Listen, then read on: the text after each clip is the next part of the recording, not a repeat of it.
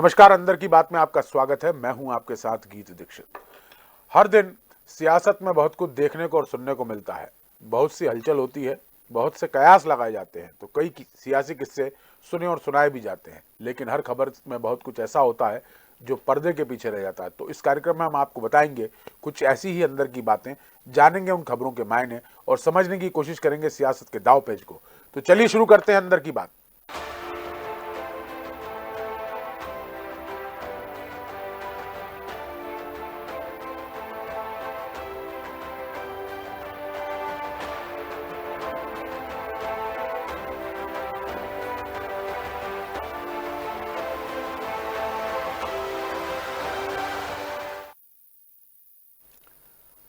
अंदर की बात में आज बात बुंदेलखंड के सियासी सूबे की। सूबे के सबसे सीनियर एमएलए इस बार मंत्री बनने से चूक गए, लेकिन उनके इलाके में पब्लिक से लेकर पॉलिटिशियंस तक उनकी पकड़ सबसे मजबूत है। उनके क्षेत्र में नगर पालिका और मंडी समितियों के चुनाव में चेयरमैनशिप को लेकर 50-50 की डील हुई है। मतलब आधे कार्यकाल एक व्यक्ति के पद पर रहेगा और बाकी बचा हुआ आधा कार्यकाल दूसरा नेता पूरा करेगा। इसी डील के तहत नेताजी के इलाके की नगर पालिका, जो उनके अध्यक्ष बनने के 44 साल बाद सामान्य हुई है, वहां की नगर पालिका अध्यक्ष ने इस्तीफा दिया। फिर सर्वसम्मति से दूसरी दावेदार को बाकी के कार्यकाल के लिए अध्यक्ष चुना गया है। अब मंडी समितियों के अध्यक्ष भी इसी फार्मूले के तहत इस्तीफा देंगे। इसी पर करेंगे अंदर की बात कि आखिर ये नेता कौन और जिनने इस तरह का फार्मूला लागू किया वो क्यों किया और इसके मायने क्या है, इस पर बात करेंगे। हमारे साथ रोजमर्रा की तरह हमारे दोनों वरिष्ठ साथी रविंद्र व्यास जी और अशोक शुक्ला जी जुड़ गए हैं। दोनों का ही बहुत स्वागत है। सबसे पहले रविंद्र जी, मैं आपके पास आऊंगा। क्या है बुंदेलखंड की सियासी पारा का अंदर की बात?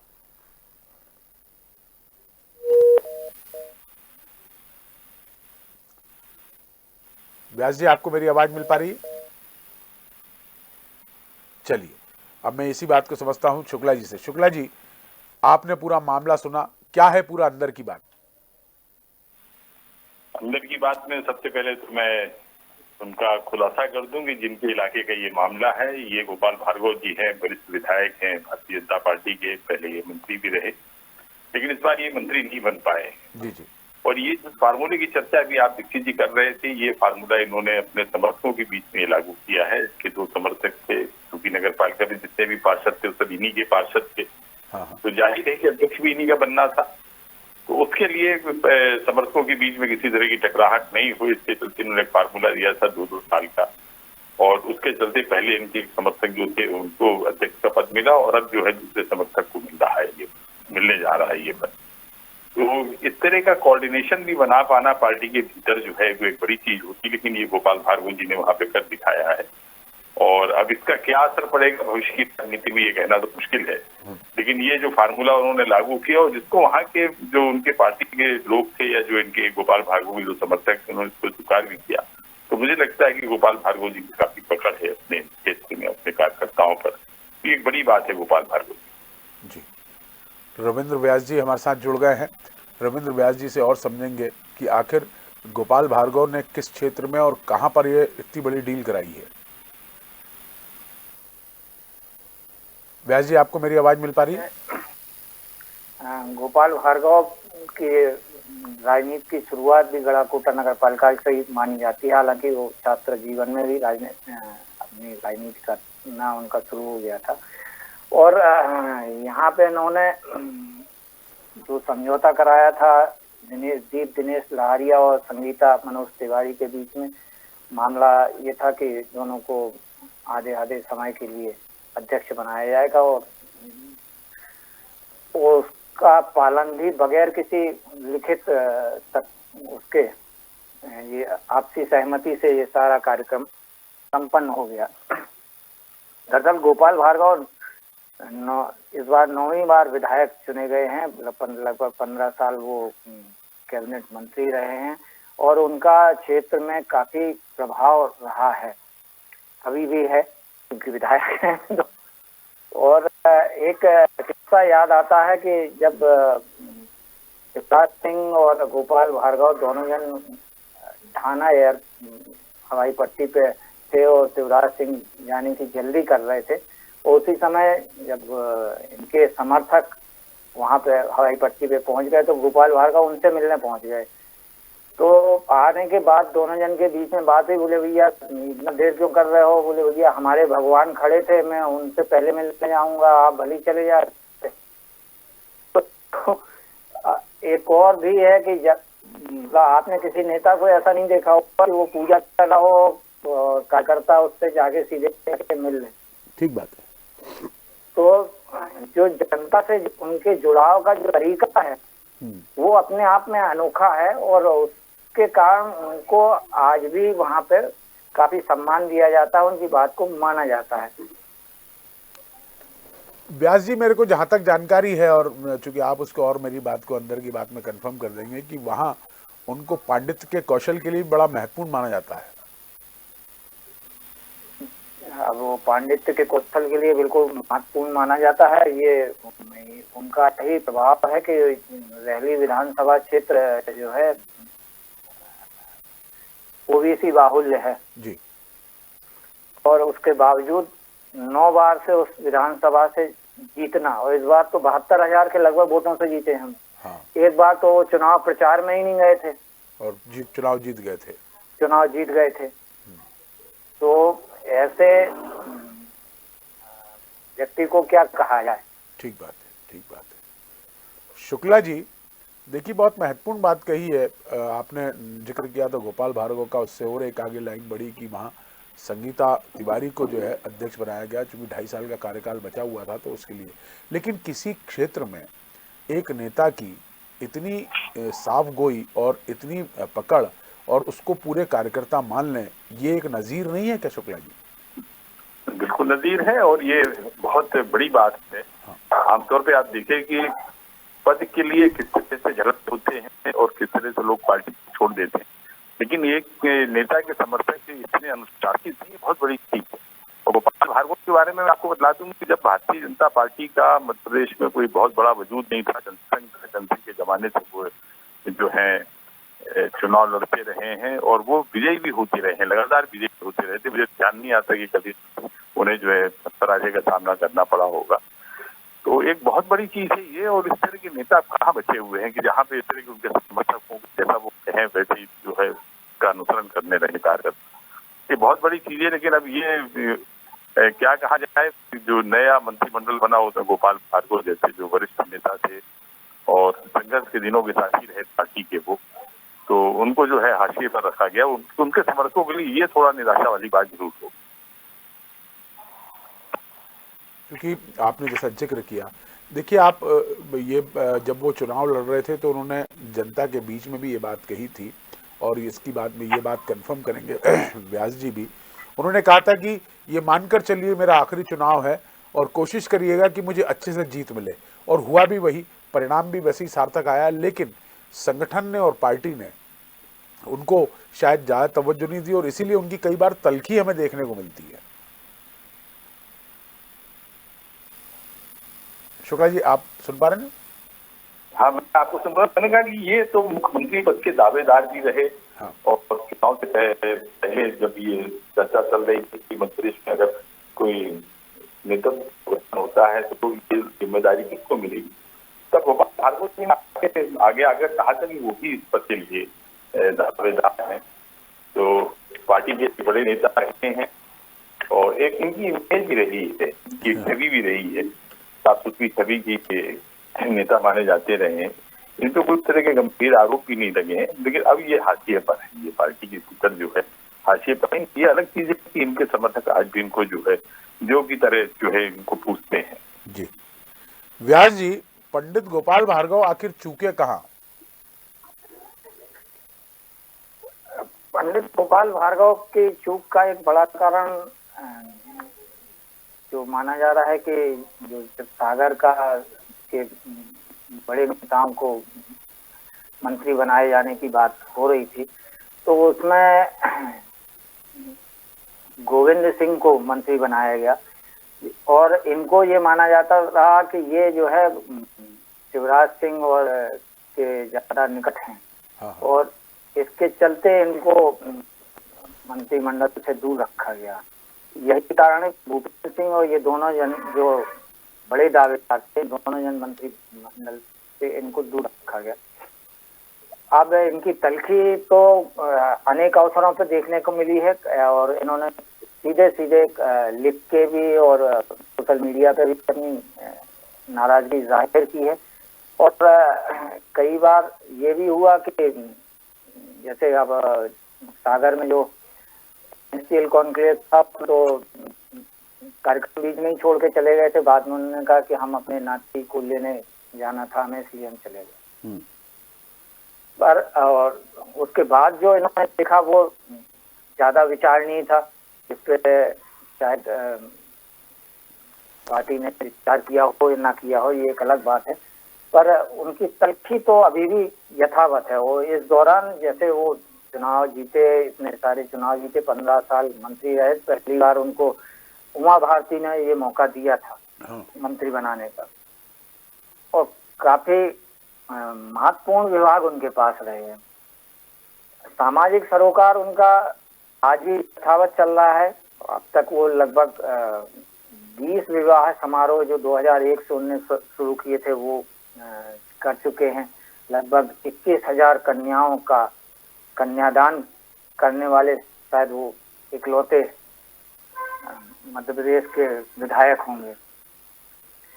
पर अब इस तस्वीर का एक नतीजा हाल में ये देखने को मिल रहा है सागर की राजनीति में कि जो भूपेंद्र सिंह और इनकी पहले शिवराज सिंह के मंत्रिमंडल में आपस में बहुत अच्छी ट्यूनिंग नहीं थी, पर अब दोनों के बीच में ट्यूनिंग बड़ी अच्छी देखने को मिल रही। मतलब कहने का तात्पर्य है कि दोनों दूध के जले इसलिए छाछ फूक फूक के पी रहे हैं। बिल्कुल सही कहा आपने। ये दोनों को मोहन ने अपने मंत्रिमंडल में जगह नहीं दी है, इसलिए अब दोनों एक साथ नहीं। तो पहले तो ये तलखी कई बार आपने सार्वजनिक मंचों पर देखी होगी या उस तरह के तेवर देखे होंगे। लेकिन एक अंतिम टिप्पणी और व्यास जी आपसे लूंगा, लेकिन ये तो एक अपने आप में बड़ी नजीर, जैसे मैंने शुक्ला जी से पूछा है कि ये अगर इस तरह का मैसेज अगर पूरे प्रदेश लेवल पर जाता है कि एक अगर जिम्मेदार नेता अगर इस तरह की कोई पहल करता है तो फिर किसी भी क्षेत्र में इस तरह की विवाद की स्थितियां नहीं निर्मित होंगी। इससे कम गढ़ा कोटा से ये लाइन जो है मुझे लगता है पूरे प्रदेश में जाना चाहिए और प्रदेश के हर नेता को इस बात से अनुसरण करें और दलगत राजनीति से ऊपर उठ के ये बात कह रहा हूं मैं। नहीं, आप बिल्कुल सही कह रहे हैं कि अगर इसका मैसेज नेता समझ लें तो एक कई तरह के विवादों से भी बचेंगे। ठीक बात है। अब जैसे गढ़ाकोटा में आप देखिए ना कि सारे के सारे जो पार्षद चुने गए वो एक ही पार्टी के बीजेपी के ही चुने गए। ये केवल गोपाल भार्गव का ही प्रभाव था कि उनके गढ़ाकोटा से सारे विधायक बीजेपी के चुने गए। अब जहां तक इनके आपस की बात है तो इनको ये जो इनका संदेश है वो वाकई में बहुत बड़ा है और लोगों के लिए अनुकरणीय भी है। अब ये लेते किस तरह हैं बाकी लोग और कैसे उनकी जो राजनीतिक कार्यप्रणाली है उसको सीखने और समझने का प्रयास करते हैं। ठीक बात है। शुक्ला जी, इसी खबर पे एक अंतिम टिप्पणी आपसे लूंगा, चूंकि आप बहुत राजनीतिक विश्लेषक हैं, बहुत बेहतर तरीके से राजनीति को जानते हैं और समझते हैं, जैसा कि व्यास जी ने बताया। देखिए, नेता कई होते हैं, नेता आपने कई देखे हैं, आप अपने क्षेत्र में देखते हैं, अपने प्रदेश में देखे, राष्ट्र में कई नेता देखे, लेकिन ऐसा अनोखा बिरला नेता जिसने 9 बार, जैसा कि आपने भी जिक्र किया और जैसा कि जिक्र व्यास जी भी कर रहे हैं, 9 बार का अजय योद्धा और ऐसा योद्धा जो पार्टी के लिए डट के खड़ा रहता है। कई बार ऐसा हुआ ना हो कि कांग्रेस जैसे दल ने उनको ऑफर ना दिया हो, लेकिन वो टस से मस नहीं है। लेकिन पार्टी में ऐसे कद्दावर नेताओं की अगर कद्र नहीं होगी तो फिर जनता के बीच में तो असंतोष पनपना स्वाभाविक होगा। 2014 से शुरू करूंगा अपनी बात में और फिर इसके बाद में गोपाल भार्गव जी के आगे खत्म करूंगा जी। 2014 के बाद में आडवाणी जी का क्या हुआ? क्या पार्टी को खड़ा करने में उनका कोई योगदान नहीं था क्या? या जिस विचारधारा के चलते आज भारतीय जनता पार्टी पूरे देश में है उस विचारधारा के जनक कौन थे? ठीक बात। तो राजनीतिक दलों में आप ये देखिए कि कई बार कुछ बड़े नेता या ऐसे निष्ठावान कार्यकर्ता भी हाशिए पर चले जाते हैं जिनकी पार्टी को खड़े करने में बड़ी भूमिका रहती है। यही स्थिति मध्य प्रदेश में आपको बहुत सारे नेताओं की मिल जाएगी। मैंने देखा कि अब जीवित नहीं है बहुत सारे नेता जिनमें रामित गुप्ता थे और भी बहुत प्यारे लाल खंडेलवाल जी थे, बहुत सारे नाम आपको ऐसे मिलेंगे, स्मरण में होंगे, आपके भी होंगे, कि जिनका बड़ा योगदान रहा। लेकिन एक दूसरी इंदौर बात की अभी जो सांसद आपने रही कही सुमित्रा कि महाजन का भी नाम है उसी में शामिल। सुमित्रा, अरे बहुत सारे नाम है, सुमित्रा महाजन। लेकिन एक चीज आप और देखिए कि फॉलोवर हर पार्टी में होते हैं, मतलब किसी एक नेता के फॉलोवर होते हैं। हम लोगों ने यहीं पे देखा कि किस तरीके से गोविंद नारायण सिंह ने संसद में जब संयुक्त सरकार बनाई थी तो उनके फॉलोवर चले गए, कांग्रेस से निकल के एक सरकार बन गई। इसी तरह से अभी सिंधिया जी के जो फॉलोवर थे वो उनके साथ में चले गए और फिर शिवराज जी की सरकार की वापसी हो गई। और इस बहुत सारे आप जैसे उमा जी नहीं, की टाइम पे लेकिन तो इसमें मैं आप बिल्कुल, आपने बहुत मुफीद नाम लिया शुक्ला जी। जिस सत्ता की हरियाली में भाजपा इस समय राज कर रही है, उससे कांग्रेस को बेदखल करने वाली कद्दावर लेडी कहना चाहिए, फायर ब्रांड लेडी कहना चाहिए, उमा भारती ने लोहा लिया। वो और भी हाशिए पर है। वो उनकी स्थिति देखिए क्या है, पार्टी पूछती नहीं है। तो दीक्षित जी, मैं एक लाइन में बात खत्म करूंगा। एक उपयोगितावाद जो होता है ना, वो सब जगह नजर आता है। पार्टी में जब जिस नेता की उपयोगिता होती है उसको पार्टी आगे करती है, उसके पीछे चलती है, और जैसे उसकी उपयोगिता समाप्त होती है उसको हाशिए पे डाल दिया जाता है। ये मानव स्वभाव भी है ये। और मुझे नहीं लगता कि कोई भी पार्टी ऐसी है जो कि इससे जो है वितत चल रही हो, इससे अलग हो, इसका नजरिया कुछ अलग दिखता हो। आपकी कोई रिश्ता, आपका कोई समर्पण मायने नहीं रखता है। देखना ये पड़ता है कि आपकी उपयोगिता है कि नहीं है। जैसे उपयोगिता समाप्त होती है आप हाशिए पे फेंक दिए जाते हैं। और भारतीय जनता पार्टी में तो बहुत सारे आपको ऐसे नाम मिल जाएंगे। ठीक बात। तो अंदर की बात में हमने पहली खबर पे बात करी, बात थी पंडित गोपाल भार्गव की। गोपाल भार्गव ने राजनीति में एक नई नज़ीर पेश की है। नज़ीर पेश इस लिहाज से कह रहे हैं कि वहाँ नगर पालिका का जो अध्यक्ष चुनाना था उस तरह से एक फार्मूला तय किया गया 50-50% का। 50% से तात्पर्य था कि 2.5 साल एक सदस्य राज करेगा और 2.5 साल दूसरे को सत्ता पर, मतलब नगर की सत्ता पर बिठाया जाएगा। और वो खासकर पंडित गोपाल भार्गव ने अपने सामने रहकर ये पाया और उसका कहीं विरोध नहीं हुआ। हमारे एक्सपर्ट्स का कहना है कि अपने आप में मध्य प्रदेश के लिए बड़े नज़ीर और खासकर नेताओं के लिए, खासकर उन नेताओं के लिए जो इस तरह के विवाद में अक्सर बने रहते हैं। लेकिन ये अपने आप में बड़ी बात है। लेकिन अंदर की बात में हम दूसरी खबर पर बात करेंगे जो मालवा के सूबे से है। लोकसभा चुनाव में विरोधी दल ने एमपी की आर्थिक राजधानी में सत्ताधारी दल से दो हाथ करने के लिए बम प्लांट किया था, लेकिन बम का बारूद रूलिंग पार्टी के लीडर्स ने निकाल दिया, इसलिए कि बीच बड़ा उलटफेर हो गया, जिसके बाद विरोधी दल ने अपने ही बम को फुस्सी बम कह दिया था। लेकिन अब विरोधी दल इसी फुस्सी बम के सहारे नजर आया। दरअसल आर्थिक राजधानी में इंटक का एक प्रोग्राम हुआ जिसमें पदाधिकारियों और वर्कर्स के लंच को लेकर चर्चा है कि पूरी व्यवस्था इन्हीं बम के यहां से हुई। तो ये अपने आप में बड़ी बात है। इंटक का एक बड़ा कार्यक्रम था, पदाधिकारियों की शपथ ग्रहण था और इसमें जो है इस बम का इस्तेमाल किया गया। तो इसी को समझेंगे अंदर की बात में। शुक्ला जी, क्या है बम और क्या है पूरी कहानी? मामला जो है इंदौर का है, ये मालवा का, जैसा आपने भी बताया जी। और ये अक्षय बम थे। इन्हें लोकसभा चुनाव में टिकट भी मिली थी, लेकिन एन वक्त पर इन्होंने जो है पाला बदल लिया था और एक तरह से वहां पे वॉकओवर मिल गया था भारतीय जनता पार्टी को। जी। लेकिन अब जैसी अभी खबरें आ रही हैं कि इंटक के एक बड़े कार्यक्रम में जो भोजन की व्यवस्था की या अन्य जो प्रबंध थे वो इन्होंने किए, तो इनके बारे में ये भी कहा जाता है कि ये जीतू पटवारी के कभी छर्रे रहे हैं। क्षमा कीजिएगा, ये शब्द किसी नेता के लिए उचित नहीं होता है। ठीक बात है। लेकिन जब सामान्य जन को कोई बात समझानी होती है तो इन शब्दों का उपयोग हम लोगों को करना पड़ता है। ठीक बात है। और ये मूलतः ये व्यवसायी हैं और इनके क्या हित रहे होंगे, किसके चलते ये भारतीय जनता पार्टी में गए थे, क्यों गए थे, उसके बहुत सारे कारण होंगे। लेकिन अब ये फिर से एक बार जो है वो कांग्रेस के लिए जो है कहीं भोजन की व्यवस्था करते हुए दिख रहे हैं या पार्टी के कार्यक्रमों में अगर कोई योगदान दिख रहा है तो मुझे लगता है कि फिर ये कोई एक संभावना जो है देख रहे हैं। दरअसल होता क्या है कि जो व्यक्ति राजनीति में होता है वो अवसरों की तलाश में रहता है। ये फुस्सी बम भले साबित हुए हों लोकसभा चुनाव के दौरान और इसके बाद में भारतीय जनता पार्टी में शामिल भी होती है, लेकिन वहां भी इनको कोई बहुत महत्व मिल नहीं रहा है। तो जब आपको कहीं महत्व नहीं मिलता है तो फिर कहीं आपको अपने फैसले पे थोड़ा पश्चाताप भी होता है और शायद फिर कोशिश होती है कि चले हम वहीं चले जहाँ हमें थोड़ा बहुत महत्व मिल रहा था। क्योंकि ये पूंजीपति भी हैं, व्यवसायी भी हैं, इनके पास में संसाधन है। अब ये अपने संसाधनों का जो है उपयोग करके फिर से मुझे लगता है कि कांग्रेस में कहीं कोई ये जगह तलाश रहे हैं। अभी ये कांग्रेस में वापसी तो नहीं करेंगे, लेकिन ये अपनी संभावना जो है कांग्रेस में बनाए रखना चाहते हैं और जिसके चलते ये जो है अभी तक के कार्यक्रम में इन्होंने जिस तरह से भोजन का प्रबंध किया है या पार्टी को थोड़ा सा आर्थिक मदद देने की इन्होंने जो कोशिश की है, तो वो थोड़ा ऐसा लगता है कि ये कहीं जीतू पटवारी के प्रभाव में है और उनके ही निर्देश पे इन्होंने सब किया होगा। ठीक बात है। व्यास जी, जैसा कि जिक्र किया शुक्ला जी ने कि अक्षय बम जो है धीरे धीरे उनका दिल जो है, या तो कह रहे हैं कि बर्फ पिघलने लगी है और वो कांग्रेस के नेताओं को अप्रत्यक्ष तौर पर इंटक के कार्यक्रम में सहयोग कर रहे हैं, कहीं गलबैयाँ करते नजर आ रहे हैं। तो क्या उनको लग रहा है कि उनसे चूक हो गई है, या उनसे कोई बड़ा अपराध हो गया है, या दोनों ही नाव में सवार होना चाहते हैं? देखिए, शुक्ला जी कह रहे थे कि व्यवसायी हैं तो व्यवसायी तो अपना हित पहले देखता है। ठीक बात है।